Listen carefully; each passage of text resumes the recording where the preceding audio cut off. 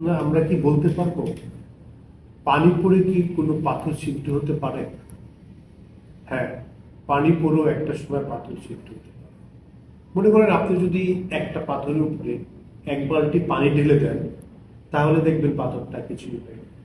কিন্তু আপনি দীর্ঘ সময় ধরে যদি একটা পাথরের উপরে এক ফোঁটা ফোঁটা করে পানি ফেলতে থাকেন, কোনো একটা সময় দেখবেন সেই জায়গাটাতে গর্ত হয়ে গেছে। এটাকে কি বলে জানেন? এটাকে বলে পাওয়ার অফ কনসিস্টেন্সি।